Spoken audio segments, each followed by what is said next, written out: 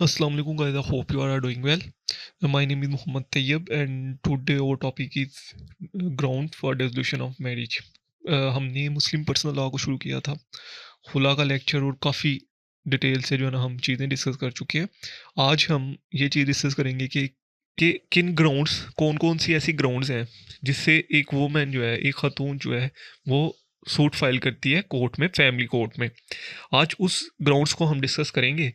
इस ग्राउंड को डिस्कस करने से पहले मैं आपके साथ एक चीज़ शेयर करूं कि dissolution of Muslim marriage act 1939, ये एक एक्ट पास हुआ था 1939 में, जिसमें जो है ना वो ग्राउंड्स बताए गए थे कि किन किन ग्राउंड्स पे जो है ना वो एक फीमेल जो है वो अपनी मैरिज को डिसॉल्व करवा सकती है।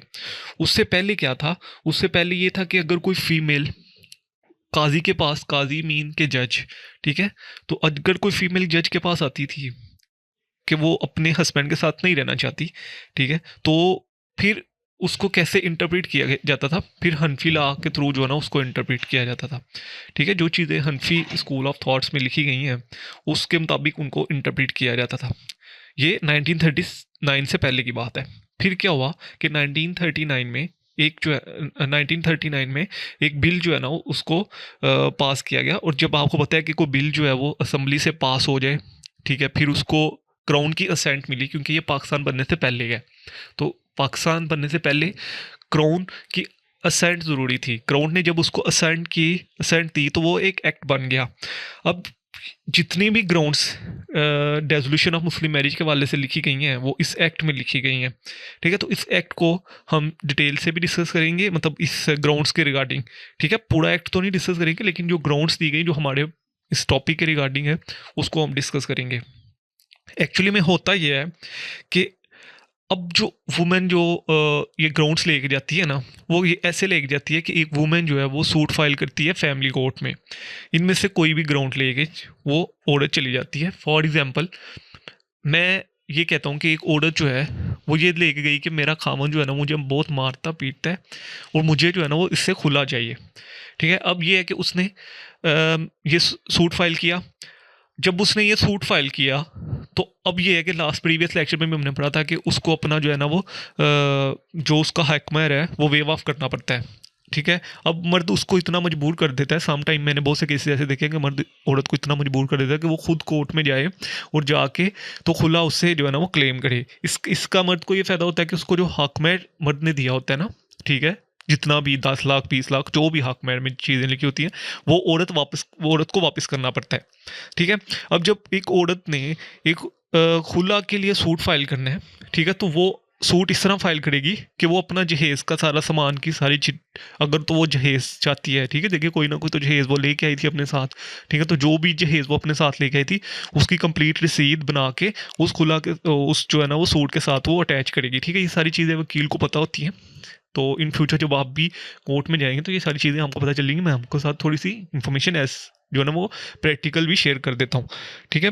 तो उससे ये होता है कि एक औरत जो है वो जाती है कोर्ट में, साथ जो है ना वो जहेज की सारी लिस्ट जो है ना वो साथ अटैच करती है उस सूट के साथ। अब अगर एक औरत के बच्चे हैं, ठीक है, तो जारी बात है फिर वो बच्चे औरत जो है वो उनका खर्चा भी जो है ना वो क्लेम करेगी, ठीक है। तो वो खर्चे का भी जो है ना वो साथ दावा करेगी उन बच्चों का। अपना तो नहीं कर सकती क्योंकि वो सेपरेट हो गई है, हाँ खुला औरत क्लेम कर सकती है। और कोर्ट जो है, ठीक है, कोर्ट जो है वो खुला की डिग्री पास, यानी कि कोर्ट जो है वो मैरिज को डिसॉल्व करवाएगी। डिवोर्स हमेशा मर्द देता है, ये याद रखिएगा मत। पिछले लेक्चर उससे पिछले लेक्चर में भी यही कह रहा हूँ कि हमेशा जो है वो डिवोर्स जो है तलाक हमेशा मर्द देता है, ठीक है। लेकिन यहाँ पे ये है कि औरत जो कोर्ट है वो मैरिज को डिसॉल्व करेगी, ठीक है। अब मैरिज को इस तरह डिसॉल्व करेगी कि अगर अब औरत क्या है कि औरत जो है ना वो इद्दत का टाइम पीरियड पूरा करे, उसके बाद तीन तीन मंथ का, उसके बाद अगर वो चाहे तो किसी और मर्द से शादी कर, मतलब उसके बाद वो आज़ाद हो जाती है टोटली। और अगर वो चाहे तो वापस उसी मर्द के पास भी आ सकती है, ठीक है, लेकिन उसके लिए पूरा प्रॉपर निकाह पढ़ना पड़ेगा। तो ये, तो अभी से हम जो है ना वो अपने टॉपिक को डिस्कस करते हैं, जैसे कि मैंने सारी चीज़ें आपके साथ डिस्कस करती हैं, ठीक है। अभी जो है हमने इसको टॉपिक की तरफ आते हैं अपने। तो डेजोल्यूशन ऑफ मैरिज एक्ट 1939 को एक्चुअली में after the ascent of crown, ये एक्ट जो है उसको पास किया गया और उसके बाद इसको इन्फोर्स करवाया गया। एक्चुअली में इस एक्ट का पर्पज़ ये था कि एक औरत जो है ना वो कैसे अपनी मैरिज को डिसॉल्व करवा सकती है थ्रू कोर्ट, ठीक है। कोर्ट से जो है ना वो कैसे divorce seek divorce by the court, कैसे जो है ना वो डिवोर्स सीक कर सकती है कोर्ट से। अब एक्चुअली में ये जो इससे पहले ये था कि हनफी इंटरप्रिटेशन ऑफ लॉ को जो है ना वो फॉलो किया जाता था जब भी को मैरिज डिसॉल्व करवानी होती थी। काजी मोहम्मद अली काज़मी ने ये बिल इंट्रोड्यूस करवाया था 17 अप्रैल 1936 को, ठीक है। और उसको आफ्टर 3 ईयर जो है ना वो इस बिल को जो है ना वो पास किया गया पार्लियामेंट से। और after the assent of the crown ये बिल जो है वो devolution of Muslim marriage act 1939, ठीक है, एक्ट नंबर 8 1939 ये बेसिकली एक्ट था जिसको जो है ना वो पास किया गया। इसका पर्पज़ मैं जैसे कि पहले बता चुका हूँ कि इसका पर्पज़ यही था कि एक औरत जो है ना वो कैसे कोर्ट से जो है ना वो सीख कर सकती है, खुला डिवोर्स सीख कर सकती है, ठीक है। ये ग्राउंड्स अगर औरत लेके आती है कोर्ट के पास कि मेरा जो है ना वो हस्बैंड ऐसा है या मेरा हस्बैंड जो है ना वो ऐसे करता है, ठीक है, तो फिर कोर्ट जो है ना उस औरत को जो है ना वो डिवोर्स जो है ना वो ग्रांट कर देगी, खुला एक जो है ना वो डिग्री ग्रांट कर देगी मैरिज रेजोल्यूशन ऑफ मैरिज की, ठीक है। और उसके बाद जो है ना उन दोनों की मैरिज की जो है ना वो डिसॉल्व हो जाएगी, ठीक है। तो इस बेसिकली एक्ट का पर्पज़ ये था कि एक वुमेन जो है ना वो अपने हस्बैंड से कैसे सेपरेट हो सकती है थ्रू कोर्ट, ठीक है। थ्रू कोर्ट मतलब कि जुडिशल प्रोसीडिंग के थ्रू जो है ना वो कैसे एक जो है ना हस्बैंड और वाइफ जो है ना वो उसकी उनकी मैरिज को जो है ना वो डिसॉल्व किया जा सकता है। रेलिवेंट प्रोविजन जो है इसके सेक्शन 23 से लेके 333 तक मोहम्मद अल्लाह के जो है ना वो सेक्शन इससे डील करते हैं। क्रॉस रेफरेंस में अगर हम चाहें तो resolution of Muslim marriage act 1939 और उसके बाद resolution of Muslim marriage amendment act, इस जो एक्ट है इसमें अमेंडमेंट की गई थी 1999 में, ठीक है। 1939 को ये एक्ट आया, 1999 में इसमें अमेंडमेंट की गई।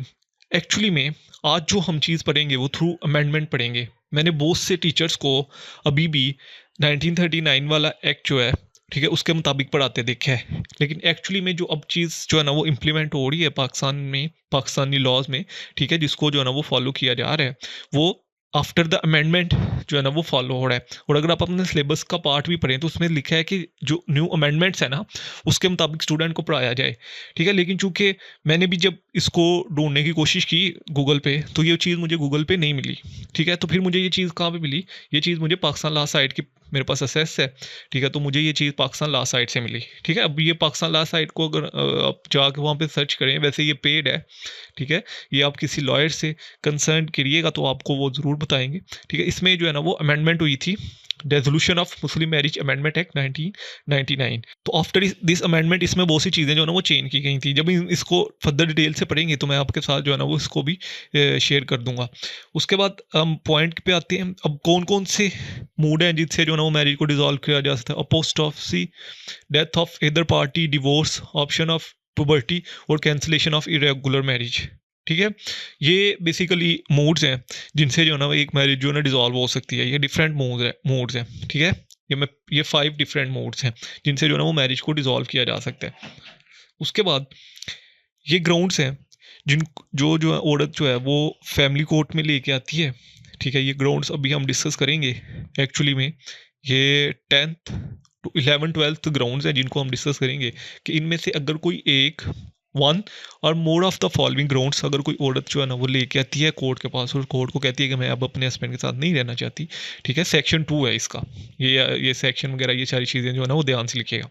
तो मैं अभी अपने हस्बैंड के साथ नहीं रहना चाहती तो कोर्ट जो है ना वो एक डिवोर्स की जो है ना वो डिक्री पास करेगी उस वुमेन की फेवर में, ठीक है। अब वो वुमेन क्या करेगी कि उस जो डिवोर्स की डिक्री है उसको with the relevant union council वो विद इन 3 डेज, ठीक है। ये सारी चीज़ें अब ये विद इन 3 प्रोसेस जो है ना वो फैमिली कोर्ट एक्ट 1964 इसका प्रोसेस बताता है कि विद इन 3 डेज जो है ना वो आप यूनियन काउंसिल में जो है ना वो उस डिक्री को जो है ना वो सबमिट करवाएंगे और यूनियन काउंसिल जो है ना वो आपको डिवोर्स सर्टिफिकेट इशू कर देगी और उसके बाद आप अपना 3 मंथ का टाइम जो इद्दत का टाइम पीरियड है वो पूरा करेंगे, ठीक है। और देन फिर जो है ना वो आप जो है ना वो किसी भी दूसरे मर्द से जो है ना वो निकाह कर सकते हैं, कुछ भी। अब फिर आप आज़ाद हैं मुकम्मल तौर पे। अब उसमें से सबसे पहला जो ग्राउंड है वो ये है कि एब्सेंस ऑफ हस्बैंड। एक हस्बैंड जो है वो पिछले 1 साल से कहीं मिल ही नहीं रहा। फॉर एग्जाम्पल बहुत से लोग जो है ना वो इलीगली दूसरी कंट्रीज़ में जाते हैं, जैसे कि अभी यूनान में एक जो है ना वो कश्ती का वाक़या हुआ था, ठीक है। तो अगर कोई औरत है उसको अपने हस्बैंड की 1 साल से कोई खबर ही नहीं है, ठीक है, तो वो औरत जो है ना वो कोर्ट में सूट फाइल कर सकती है कि मेरा हस्बैंड जो है ना वो 1 साल से लापता है, एब्सेंट है, ठीक है। आपको पता है पाकिस्तान में भी बहुत से लोगों को उठाया जाता है। तो औरतें 10-10 15-15 साल वेट करती रहती हैं, उनको पता ही नहीं होता कि हमारा हस्बैंड जिंदा है, मर गया है, क्या हुआ है उसके साथ, क्या नहीं हुआ, ठीक है। तो यहाँ पे resolution of Muslim marriage act कहता है, सेक्शन 2 क्लॉज 1, ये एक्चुअली कहता है कि अगर एक हस्बैंड जो है वो 1 साल से लापता है, ठीक है, ये अमेंडमेंट हुई थी। इससे पहले क्या था कि इससे पहले 4th ईयर था, 4 साल से अगर लापता, ये मैं आपके साथ शेयर करता रहूँगा हस्बैंड, ठीक है, ये है बेसिकली क्लॉज 1, ठीक है। इससे पहले 4 साल था कि अगर एक हस्बैंड जो है वो 4 साल से लापता है, ठीक है, तो औरत जो है ना वो आफ्टर 4 ईयर कोर्ट में जो है ना वो जाके सूट फाइल कर सकती है कि जी मेरा हस्बैंड जो है ना वो 4 साल से उसकी कोई खबर नहीं है, तो मुझे जो है ना वो उस रेजोल्यूशन ऑफ मैरिज का जो है ना वो डिक्री चाहिए, ठीक है। फिर वो उसको यूनियन काउंसिल सबमिट करवाएगी। लेकिन उसमें 1999 में इसको अमेंड किया गया। अब एक बात याद रखिएगा कि जब कोई ऐसा टीचर इसको पढ़ेगा, ठीक है, तो वो आपका इसको क्रॉस लगा देगा, ये एक चीज़ याद रखिएगा, ठीक है। वो इसके ऊपर इसको उसको कांटा मार के वो गलत कर देगा। आपने यहाँ पे लिखना है कि आफ्टर द अमेंडमेंट ऑफ 1999, ठीक है, 99 की अमेंडमेंट के बाद इसको जो है ना 1 ईयर किया गया था, उससे पहले जो है ना ये 4 ईयर था। तो ये चीज़ें आपने एग्जामिनर को बतानी है, ठीक है। उसके ऊपर लिख के आना है कि बिफोर अमेंडमेंट 4 ईयर था और आफ्टर अमेंडमेंट ऑफ 1999, ठीक है। बहुत सी टीचर्स मैंने देखा है वो गलत पढ़ाते हैं इसको, ठीक है, क्योंकि उन्होंने अमेंडमेंट नहीं पढ़ी अभी। तो आपने उनको पढ़ाना है कि आफ्टर अमेंडमेंट 1999 ये 1 ईयर कर दिया गया था। तो अब एक मर्द जो है वो 1 साल से लापता है, तो उसकी औरत जो है ना वो क्लेम कर सकती है कोर्ट में कि मेरा हस्बैंड जो है ना वो 1 साल से लापता है, ठीक है। तो मुझे जो है ना वो रेजोल्यूशन ऑफ मैरिज की जो है ना वो डिक्री मेरे हक फेवर में जो है ना वो पास की जाए। अब कोर्ट क्या करेगी, कोर्ट ये करेगी कि कोर्ट जो है ना वो 6 मंथ का टाइम पीरियड डिसाइड करेगी। फॉर एग्जांपल एक औरत ने आज एक औरत के हक में आज जो है ना वो डिक्री इन फेवर हुई, ठीक है। कोर्ट क्या करेगी, कोर्ट कहेगी कि ये जो डिक्री है वो आफ्टर 6 मंथ जो है ना वो एग्जीक्यूट होगी। 6 मंथ तक जो है ना वो कोर्ट जो है ना वो उसको औरत को कहेगी कि तुम जो है ना वो अपने हस्बैंड का वेट करो, ठीक है। उसमें 6 मंथ में क्या करेगी कि जिस प्रीवियस जगह पे हस्बैंड रह रहा था, अब उस जगह के लिए जो है ना वो कोर्ट नोटिस इशू करेगी, ठीक है। और फिर जो है ना वो कोर्ट उस जगह पे नोटिस इशू करेगी, और अगर with in 6 month husband appear हो जाता है, ठीक है, या कोई एजेंट आके बता देता है कोर्ट को कि इसका हस्बैंड जो है ना वो लापता नहीं है, जिंदा है, ठीक है, और वो सही सलामत है, ठीक है। कोई एजेंट आके या कोई ऐसा पर्सन जो है ना वो आके बता देता है कि जी इसका हस्बैंड जो है ना वो लापता नहीं है, जिंदा है, ठीक है, और मौजूद है, इस दुनिया पे मौजूद है, तो कोर्ट फिर उस डिग्री को जो है ना वो सेट असाइड कर देगी। सेट असाइड मीन के नल एंड वाइट डिक्लेयर कर देगी। जब एक degree null and void declare हो जाती है फिर उसकी कोई वुकत नहीं रहती, ठीक है। तो उस डिग्री को नल एंड वाइट डिक्लेयर कर देगी, और वो बिल्कुल वैसे ही जो है ना वो हस्बैंड एंड वाइफ रहेंगे जैसे कि वो पहले थे, ठीक है। लेकिन अगर एक हस्बैंड जो है वो अपीयर नहीं होता 6 मंथ के बाद, ठीक है, तो फिर जो है ना वो औरत जो है ना वो उस डिक्री को union council, relevant union council जो है ना वो सबमिट करवाएगी, और यूनियन काउंसिल जो है ना वो डिवोर्स सर्टिफिकेट इशू कर देगी, ठीक है। तो यहाँ पे अगर एक हस्बैंड 1 साल से लापता है, ठीक है, आपको पता भी है कि बहुत से लोगों को उठाया भी जाता है यहाँ पे, ठीक है। तो अगर कोई किसी पर्सन को उठाया गया और औरत को नहीं पता, 1-2 साल हो गए हैं, ठीक है, तो औरत जो है ना वो इन ग्राउंड्स पे जो है ना वो रेजोल्यूशन ऑफ मैरिज का जो है ना वो सूट फाइल कर सकती है, ठीक है। लेकिन उसको उसका जो डिग्री है, फॉर एग्जाम्पल आज डिग्री हुई है, उस डिग्री का जो इफेक्ट है वो आफ्टर 6 मंथ होगा, ठीक है। 6 मंथ के बाद जो है ना वो उस डिग्री को जो है ना वो एग्जीक्यूट करवाया जाएगा, ठीक है। यानी कि 6 मंथ डिग्री आने के बाद 6 मंथ औरत इंतजार करेगी। इंतजार करने के बाद वो यूनियन काउंसिल जो है ना वो उस डिग्री को सबमिट करवाएगी, और उसके बाद अपना डिवोर्स सर्टिफिकेट ले लेगी। तो सबसे पहली चीज़ एब्सेंस ऑफ हस्बैंड, ठीक है, आफ्टर अमेंडमेंट, ठीक है। ये जैसे कि मैंने पहले बताया कि 1999 में अमेंडमेंट आई है। अमेंडमेंट से पहले यहाँ पे टाइम पीरियड 4 ईयर था, 4 साल था, लेकिन अमेंडमेंट के बाद इसको 1 साल कर दिया गया, ठीक है। पहले ये था कि अगर कोई औरत एब्सेंट के वाले से आती थी तो उसको 4 साल वेट करना पड़ता था, ठीक है। अब कोई औरत जो है ना वो अगर आएगी तो उसको 1 साल सिर्फ इंतज़ार करना पड़ेगा, ठीक है। और फिर जो है ना वो आके इसका सूट फाइल कर सकते। अब ये मत सोचिएगा कि अगर कोई पर्सन है, ठीक है, वो आउट ऑफ कंट्री चला गया, ठीक है, तो उसके लिए क्या हो, देखिए आउट ऑफ कंट्री है वो राब्ते हैं, अगर तो राब्ते हैं तो इसका मतलब है कि वाइफ को पता चल रहा है कि मेरा हस्बैंड जो है ना वो जिंदा है और मेरे साथ कांटेक्ट में है, ठीक है। लेकिन अगर वाइफ को बिल्कुल ही नहीं खबर, 1 साल हो गया और उसको कोई पता नहीं है, ठीक है, किसी भी वाले से, ये बेसिकली इस वजह से ये इंसाइट किया गया था कि जैसे कि लोगों को अगवा कर लिया जाता है, या कुछ लोग जो है ना वो इलीगली दूसरी कंट्रीज में जाते हैं, ठीक है, और फिर उनकी सालों साल खबर ही नहीं होती, और पीछे घर वालों को पता ही नहीं होता कि हमारा जो है ना वो बच्चा जिंदा भी है कि नहीं, जिंदा है या मर गया है, कोई पता नहीं होता, ठीक है। तो यहाँ पे फिर वाइफ को, औरत के राइट्स को प्रोटेक्ट किया गया।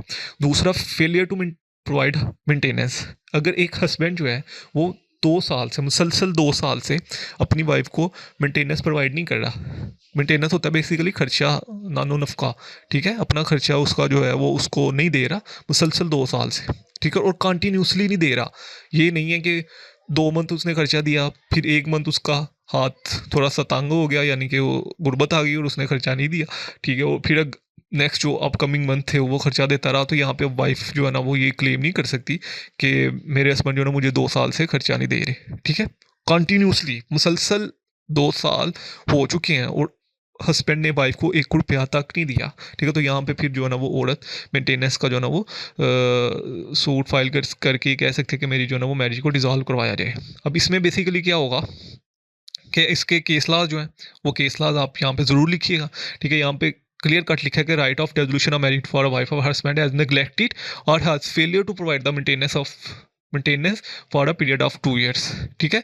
तो उसको राइट है, औरत का ये राइट है कि मैरिज को जो है ना वो डिसॉल्व कर दिया जाएगा अगर तो मुसलसल 2 साल से हस्बैंड जो है ना वो अपनी वाइफ को मेंटेन नहीं कर रहा। अब यहाँ पे दूसरा केसला है, इस केसला में ये कहा गया है कि 2 year मीन अनब्रोकन पीरियड। वही जो मैंने आपके साथ बात शेयर की कि अगर अनब्रोकन पीरियड है, यानी कि 2 साल मुसलसल, ये नहीं है कि 2 सालों में उसने छः 6 मंथ बाद जो है ना उसने खर्चा दिया, फिर उसने 6 मंथ बाद जो है ना वो अच्छा खासा खर्चा दिया, ठीक है, फिर जो है ना उसने 6 मंथ बाद अच्छा खासा खर्चा दिया। तो यहाँ पे औरत जो है ना वो क्लेम कर रही है कि मेरा हस्बैंड कुछ नहीं देता, तो वो आके बताएगा कि जी मैं इसको आफ्टर 6 मंथ जो है ना वो इसको 6 मंथ के पैसे बेचता रहा हूँ। अब वो 6 मंथ के पैसे अगर वो एक दिन में ज़ाया कर दे, ठीक है, तो इट्स नॉट माई फॉल्ट। तो ये एक्चुअली चीज़ें जो है ना वो डिस्कस कर रहा हूँ जो होती रहती हैं। टेकिंग ऑफ सेकेंड वाइफ, ठीक।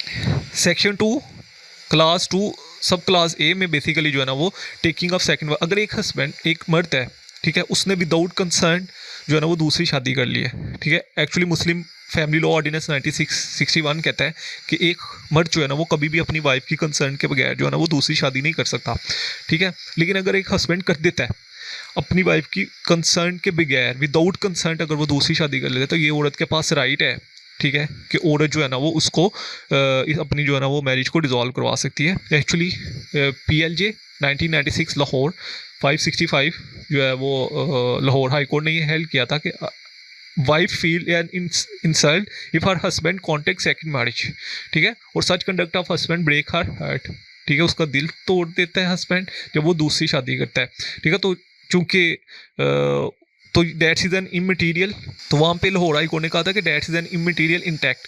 तो यहाँ पे जो है ना वो औरत के पास राइट है कि वो जो है ना वो डिसोल्यूशन ऑफ मैरिज का जो है ना वो सूट फाइल करके तो डिवोर्स जो है ना वो ग्रांट कर सकती है, ठीक है। तो यहाँ पे खुला जो है वो इलीगल, नॉट इलीगल, इलीगल नहीं होगी, ठीक है। तो ये लाहौर हाई कोर्ट ने हेल्ड किया था कि अगर एक हस्बैंड जो है वो सेकंड मैरिज करवा लेता है without consent of previous wife, first wife की कंसेंट के बगैर, तो वो जो कोर्ट है वो बाउंड है कि वो, तो कोर्ट बाउंड है कि वो डिसोल्यूशन ऑफ मैरिज की जो है ना वो decree in favour of women जो है ना वो पास करेगी। इम्प्रीजनमेंट, अगर कोई मर्द है उसको जो है ना वो 3 साल या उससे ज़्यादा की इम्प्रीजनमेंट हो चुकी है। मैं एक और चीज़ इसके साथ शेयर कर दूँगा आपको, अगर मैं इसको पढ़ूँ, यहाँ पे इम्प्रीजनमेंट के वाले से है, ठीक है, मेंटेनेंस और imprisonment that the husband has been sentenced to the imprisonment for a period of 3 years or upward। 3 साल से ज़्यादा की अगर उसको सजा हो चुकी है, ठीक है, किसी भी कोर्ट से, ठीक है, तो फिर 3 या 3 साल से ज़्यादा, तो वाइफ जो है ना वो इंटाइटल है, ठीक है। इंटाइटल मीन कि उसका राइट है कि वो डिक्री जो है ना वो ले सकती है कोर्ट से डिसोल्यूशन ऑफ मैरिज की। 1999 की अमेंडमेंट के पहले यहाँ पे 7th ईयर का टाइम पीरियड था, यानी कि 7 साल अगर किसी मर्द को सजा होती है, 7 साल या 7 साल से ज़्यादा, तो वाइफ जो है ना वो डिसोल्यूशन ऑफ मैरिज की जो है ना वो डिक्री कोर्ट से ले सकती है, ठीक है। लेकिन जब 1999 की अमेंडमेंट हुई, मैं अगर आपके साथ यहाँ पे शेयर भी करूँ, ठीक है, तो ये लिखा है, ठीक है, फॉर सब 7 ईयर था पहले, लेकिन जब 1999 की अमेंडमेंट हुई तो उसको 7th ईयर को चेंज करके यहाँ पे 3 ईयर कर दिया गया, ठीक है। तो ये भी आपने वहाँ पे अपने एग्ज़ाम में ये लिखना है कि जो है ना वो 1999 की अमेंडमेंट से पहले जो है वो 7 साल था, ठीक है, और 1999 की अमेंडमेंट के बाद जो है ना इसको 3 साल कर दिया। चूँकि बहुत से चेकर ऐसे आते हैं जिन्होंने समटाइम ये चीज़ें नहीं पढ़ी होती, तो ये आपके लिए कल वो इशू ना हो, ठीक है, ये थोड़ा सा ध्यान से लिखिएगा। मैरिटल ओब्लिगेशन नहीं परफॉर्म कर रहा, ठीक है, मैरिटल ओब्लिगेशंस मीन्स कि जो मैरिटल राइट्स हैं, कॉन्जुगल राइट्स हैं, वो परफॉर्म नहीं कर रहा, तो भी 3 सालों से, ठीक है, उसका भी टाइम पीरियड यहाँ पे लिखा गया है, ठीक है, 3 सालों से मैरिटल ऑब्लिगेशन नहीं परफॉर्म कर रहा, ठीक है, जो हस्बैंड वाइफ के जो है ना वो सेक्सुअल रिलेशन, अगर वो नहीं परफॉर्म कर रहा 3 साल से, ठीक है, 3 साल हो चुके हैं मिनिमम, तो जो है ना वो एक वाइफ जो है ना वो सूट फाइल कर सकती है फैमिली कोर्ट में, और जो है ना डिक्री ले सकती है डेसोल्यूशन ऑफ मैरिज की। Husband may have his conduct become guilty of desertion and then entitle to seek the degree of, ले सकती है डिग्री, इस बेसिकली इस केस लास्ट में यही कहा गया था। इम्पोर्टेंसी मीन एक मर्द जो है वो ना मर्द है, ठीक है, एक शख्स ना मर्द है, ठीक है, उसने किसी औरत के साथ शादी की और उसको बताया नहीं कि मैं ना मर्द हूँ, ठीक है, उसके बाद क्या हुआ, जब उसकी शादी हुई तो वाइफ्स को पता चल गया कि मेरा हस्बैंड जो है ना वो ना मर्द है, ठीक है, तो तब भी वो जो है ना वो सूट फाइल कर सकती है डेसोल्यूशन ऑफ मैरिज का। उसके लिए क्या होगा कि कोर्ट जो है वो 1 साल का टाइम पीरियड देगी हस्बैंड को कि तुम जो है ना अपना ट्रीटमेंट करवाओ। अगर तो 1 साल के अंदर अंदर हस्बैंड अपना ट्रीटमेंट करवा लेता है तो फिर उस डिग्री को सेट असाइड कर दिया जाएगा। सेट असाइड जैसे कि मैंने पहले बोला है कि नल एंड वाइड डिक्लेयर कर दिया और उसकी कोई अहमियत नहीं होगी। लेकिन जब वो मेडिकल उसका ट्रीटमेंट नहीं होता, ठीक है, तो 1 साल के बाद वो उनकी जो मैरिज है उनको डिसॉल्व कर दिया जाएगा और वाइफ जो है ना वो अपने इद्दत का टाइम पीरियड पूरा करेगी और देन फिर जो है ना वो आज़ाद हो जाएगी, ठीक है। उसके बाद इंसैनिटी, कैसा शख्स जो कि पागल है, ठीक है, पागल हो चुका है, पहले जब उसने शादी की वो ठीक था, लेकिन उसको कुछ ऐसी बीमारियां लगी कि वो पागल है और 2 साल से मुसलसल पागल है या कोई ऐसी बीमारी का शिकार हो गया जो कि बहुत हार्मफुल डिजीज़ है, ठीक है, तो अब भी वाइफ के पास ये राइट चला जाता है कि वाइफ जो है ना वो डेसोल्यूशन ऑफ मैरिज के लिए जो है ना वो सूट फाइल कर सकती है, ठीक है। तो यहाँ पे इम्पोर्टेंसी यानी कि एक शख्स जो है वो नामर्द है तो भी वाइफ जो है ना वो सूट फाइल कर सकती है, और अगर वो इंसेन है तब भी वाइफ जो है ना वो सूट फाइल कर सकती है। Option of puberty, option of puberty mean के समटाइम ये होता है कि किसी लड़की की जो है ना वो शादी अंडर एज जो है ना वो कर दी जाती है, यानी कि अभी उसने 16 साल की एज अटेन नहीं की, ठीक है, तो उसकी जो है ना वो शादी कर दी गई, तो वो भी जो है ना वो सीख कर सकती है कोर्ट को कि मेरी जो है ना वो मैरिज को डिसॉल्व किया जाए, अभी मेरी एज जो है ना वो प्रॉपर नहीं है शादी के लिए, ठीक है, मेरे गार्डियन या मेरे फादर ने या जिसने भी फोर्सफुली जो है ना वो मेरी मैरिज जो है ना वो की है, ठीक है। लेकिन वो तब तक कर सकते जब तक वो उस 16 साल की वो 18 साल की वो नहीं हो जाती, ठीक है। अगर तो उसने 18 ईयर एज ऑब्टेन कर दी है, 18 साल तक हो गई है, 18 साल से ऊपर चली गई है, तो फिर वो इस बेस पे जो है ना वो सूट फाइल नहीं कर सकती, फिर वो दूसरी ग्राउंड्स की बेस पे जो है ना वो सूट फाइल करेगी, ये जो हमने ऊपर पढ़े। अगर वो डिसॉल्व करवाना चाहती है, Lian basically is the 9th जो है ना वो वे है कि आप जो है ना वो फीमेल जो है ना वो मैरिज डिसॉल्व कर। लियान बेसिकली ये होता है कि एक हस्बैंड जो है वो अपनी औरत पे जो है ना वो झूठा इल्ज़ाम लगाते हैं जना का, कि मेरी औरत ने जो है ना वो जना किया किसी दूसरे मर्द के साथ। अब ये होता है कि औरत ये मानने से इनकार करती है, औरत कहती है कि मैंने जना नहीं किया, फिर मर्द को ये कहा जाता है कि तुम जो है ना अपने 4 गवाह लेके आओ। अब मर्द कहता है कि मेरे पास 4 गवाह नहीं है, ठीक है, फिर ये होता है कि कोर्ट कहती है कि अब ठीक है 4 गवाह नहीं है तो तुम अल्लाह की कसम खाओ। फिर मर्द ये कहता है कि मैं अल्लाह की कसम खा कहता हूँ, और अगर मैं झूठ बोलूँ तो मेरे पर अल्लाह की लानत हो कि मेरी जो इस औरत है इसने जो है ना वो ज़ना की है किसी दूसरे मर्द के साथ। तो वो 3 दफ़ा ये चीज़ इकरार करता है। उसके बाद क्या होता है कि फिर औरत से पूछा जाता है कि हाँ भाई आपका मर्द तो ये कह रहा है, और औरत फिर ये कहती है कि मैं भी अल्लाह की कसम खाती हूँ कि मैंने जो है ना वो ऐसी कोई चीज़ नहीं की, ये मेरे ऊपर झूठा इल्ज़ाम लगा रहा है, ठीक है। फिर औरत भी 3 दफ़ा ऐसे ही कहती है कि मैं अल्लाह की कसम खाती हूँ अगर मैं झूठ बोलूँ तो मेरे पास अल्लाह की लानत हो, मैंने ऐसा कोई काम नहीं किया। उसके बाद क्या होता है कि काजी यानी कि जज जो है वो फिर क्या करता है कि दोनों की मैरिज को डिसॉल्व कर देता है, ठीक है, दोनों की मैरिज को डिसॉल्व करवा देता है, और इससे ये होता है कि वो उनकी मैरिज जो है ना वो डिसॉल्व हो जाती है, ठीक है, और औरत फिर इधर का टाइम पीरियड पूरा करती है 3 मंथ, और देन फिर जो है ना वो आज़ाद हो जाती है प्रॉपर, और वो किसी से भी चाहे तो शादी कर सकती है। उसके बाद क्रुएलिटी मीन कि अगर किसी औरत का मर्द जो है ना उसको मारता पीटता है, ठीक है, तो भी जो है ना वो औरत जो है ना वो कोर्ट में जो है ना सूट फाइल कर सकती है रेजोल्यूशन ऑफ मैरिज का कि मेरा मर्द जो है ना वो मुझे मारता है, ठीक है, या असॉल्ट करता है या बैटरी मारता पीटता है या मुझे डरा धमका के रखता है, ठीक है, तो तब भी जो है ना वो कोर्ट को सीक कर सकती है और अपनी मैरिज डिसॉल्व करवा सकती है। अगर उसके अलावा देखिए इसमें बहुत से केस लॉज इस्टेब्लिश हो चुके हैं, ठीक है, जो ये कहते हैं कि एज अ राइट, अब वुमेन का एक राइट है कि वो अगर अपने हस्बैंड से सेपरेट होना चाहे तो वो सेपरेट हो सकती है, लेकिन उसके लिए ये होता है कि आर्बिट्रेशन काउंसिल तश्कील दी जाती है और फिर औरत को समझाया जाता है कि देखो तुमने, क्योंकि बहुत सी चीज़ हमारी सोसाइटी में ऐसा होता है कि औरत जो है ना वो किसी के बहकावे में आके अपने हस्बैंड से जो है ना वो डिवोर्स क्लेम करती है, मैंने बहुत दफ़ा ऐसा देखा है, ठीक है? तो फिर आर्बिट्रेशन कौंसिल जो है ना वो तश्कील दी जाती है और वो आर्बिट्रेशन कौंसिल उसको उसकी कॉन्सिलेशन करती है। अगर तो औरत मान जाए तो ठीक है, अगर वो नहीं मानती तो फिर उसकी जो है ना वो मैरिज को डिसॉल्व किया जाता है, ठीक है? इतनी ईज़िली मैरिज डिसॉल्व नहीं होती हैं, ठीक है? ये कोई जो है ना वो बच्चों वाला खेल नहीं होता कि आप चले जाएँ और मैरिज डिसॉल्व हो जाए। लेकिन कोर्ट जो है ना वो फिर ये सारे प्रोसेस को अडॉप्ट करने के बाद, क्योंकि as a matter of right होता है, वो औरत का हक है कि वो अगर नहीं रहना चाहती मर्द के साथ तो वो फिर जो है ना उससे सेपरेट हो जाए, ठीक है? तो फिर औरत जो है ना वो रेजोल्यूशन ऑफ मैरिज की जो है ना वो डिक्री, यानी कि डिक्री जो है ना वो औरत की फेवर में कर देती है और औरत जो है ना वो फिर आज़ाद हो जाती है। तो अगर तो मर्द इमोरल लाइफ गुजारने के लिए कह रहा है, ठीक है? इमोरल लाइफ मीन्स कोई भी लाइफ फोर्स कर रहा है वाइफ को, इन्फोर्स कर रहा है अपनी वाइफ को कि तुम जो है ना वो इमोरल एक्टिविटीज़ परफॉर्म करो, ठीक है? इमोरल एक्टिविटीज़ में इसमें कुछ भी आ सकता है।